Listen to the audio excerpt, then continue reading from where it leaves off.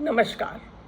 भारतीय वीरांगनाओं की कहानी रानी की जुबानी की 14वीं श्रृंखला में आप सभी का बहुत बहुत स्वागत है। आज हम एक ऐसी सेनानी, ऐसी वीरांगना की बात करेंगे जो भारतीय स्वतंत्रता संग्राम की एक महान क्रांतिकारी थी और वह एक छात्रा थी, निर्भीक लेखिका थी जो निडर होकर लिखती थी।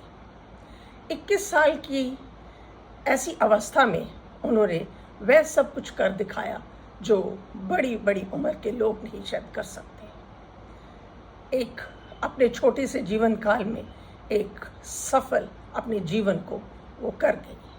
अपने देश के लिए लड़ती लड़ती वो वीर गति को प्राप्त हुई, जिनका नाम है भारतीय सेनानी और क्रांतिकारी प्रीतिलता वढेदार।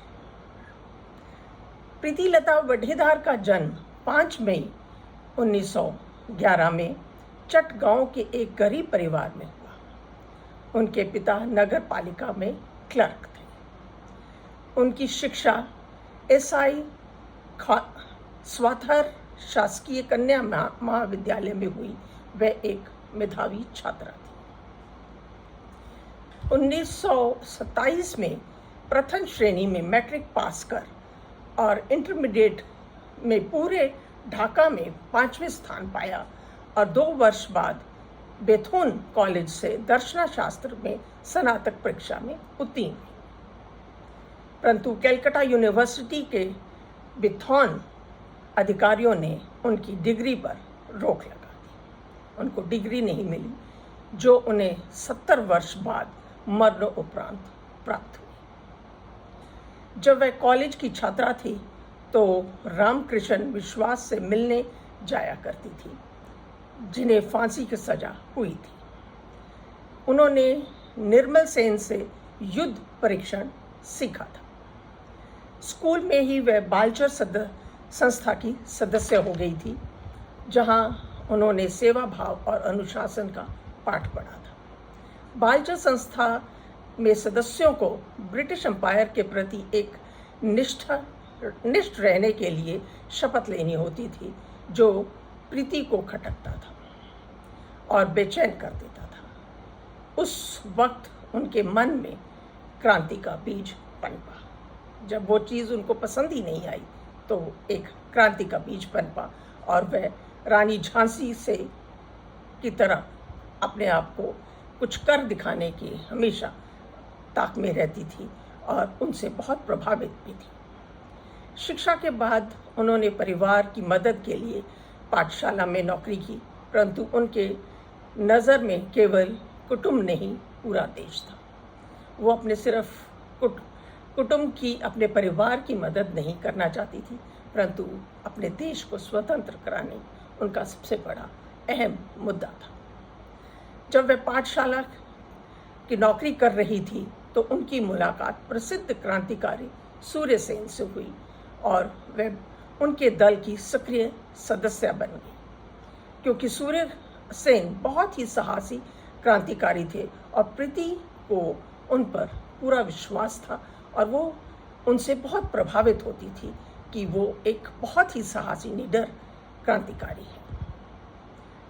वह बचपन से ही न्याय के लिए, निर्भीक विरोध के लिए तत्पर रहती थी। उन्होंने एक आदेश के विरुद्ध दूसरी लड़कियों के साथ मिलकर इसका विरोध किया तो उनके स्कूल ने उन्हें निकाल दिया। उनकी नौकरी चली गई। प्रीतिलता जब सूर्यसेन को मिली तब वह अज्ञातवास में थे और उनसे कोई मिल नहीं सकता था और उनके जो साथी रामकृष्ण कलकत्ता की जेल में थे, उन्हें फांसी की सजा सुनाई गई थी। उन्हें मिलने से मनाही थी, परंतु फिर भी प्रीति ने उन्हें 40 बार उनसे मिली। परंतु वो कैसे मिली, वो उनकी सूझबूझ थी कि वो किस तरह से छुपते छुपाते उनसे मिलती थी और जो भी संदेश और जो भी उनके जो योजनाएं होती थी उनसे बात करती थी। किसी को इसके ऊपर शंका भी नहीं हुई और सभी उनकी बुद्धिमत्ता और बहादुरी का गान गाते थे। इंडियन रिपब्लिकन आर्मी में एक महान सेनानी बनी। पूर्वी बंगाल के घाट के क्रांतिकारियों को पुलिस ने जब घेर लिया तो घेरे हुए क्रांतिकारियों में अपूर्ण सेन, निर्मल सेन, प्रीतिलता, सूर्य सेन आदि थे। सूर्य सेन ने लड़ाई करने का आदेश दिया। अपूर्ण सेन और निर्मल सेन शहीद हो गए। सूर्य सेन की गोली से कैप्टन कैमरान मारा गया। सूर्य सेन और प्रीतिलता लड़ते लड़ते भाग गए। क्रांतिकारी सूर्य सेन पर 10,000 का इनाम रखा गया। दोनों ने एक सवित्री नामक महिला के घर में गुप्त रूप से रहे, जो कि बाद में उस महिला को क्रांतिकारियों का आश्रय देने के लिए अंग्रेजों ने कोपाभाजन बनी। सूर्य सेन ने अपने साथियों का बदला लेने की योजना बनाई और पहाड़ी की तलहटी में यूरोपियन क्लब पर धावा बोल कर अंग्रेजों को मृत्यु दंड देना चाहा। इस योजना का नेतृत्व उन्होंने प्रीतिलता को दिया कि आप इसको अमल करेंगी और आप ही इसको अंजाम देंगी। 24 सितंबर 1932 में रात को पूरी तैयारी के साथ वह क्लब पहुंची। प्रीतिलता ने हथियारों के साथ पोटेशियम साइनाइड भी रख लिया था। उनको मालूम था कि कुछ भी, जब इंसान युद्ध पे जाता है तो कुछ भी हो सकता है, और उनको पता था कि जो महिलाएं हैं उनके साथ बहुत दुर्व्यवहार होता है, तो उन्होंने ये रख लिया अपने साथ और खिड़की के बाहर बम लगाया। बम फटने से तथा पिस्तौल की आवाज़ से सारी इमारतें कांपने लगी।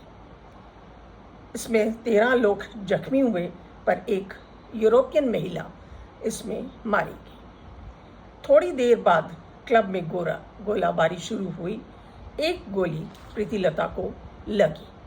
वह घायल हुई अवस्था में भी भागने की कोशिश कर रही थी, परंतु गिर गई।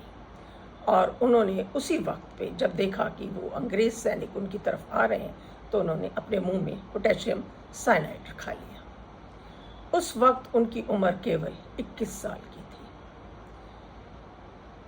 अंतिम समय तक अंग्रेजों से लड़ते लड़ते वह मृत्यु को उन्होंने वरण कर लिया।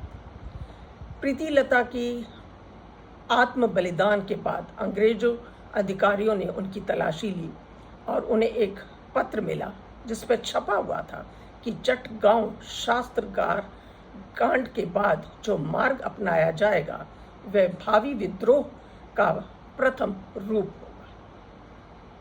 जिसे देख के वो बहुत अचंभित भी हुए कि उनके जो योजना थी, उनकी कि वो आगे क्या करने वाले थे। ये संघर्ष भारत की पूरी स्वतंत्रता मिलने तक जारी रहेगा। ये उसके ऊपर शब्द लिखे गए थे। इतनी छोटी उम्र में ऐसा जज्बा रखने वाली प्रीतिलता वाडेदार, वीरांगना और महान क्रांतिकारी, जिसने 21 साल की उम्र में निडर होकर अपने प्राण त्याग दिए, ऐसी वीरांगना को मैं शत शत नमन करती हूँ।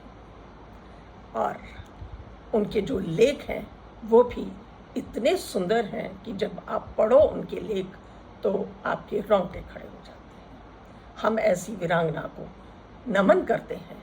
हमारे देश में ऐसी वीरांगनाएं हुई हैं और हमें इस बात का गर्व है। अगली श्रृंखला में एक और नई वीरांगना के साथ आप लोगों के समक्ष फिर हाजिर होंगी। तब तक के लिए नमस्कार, धन्यवाद।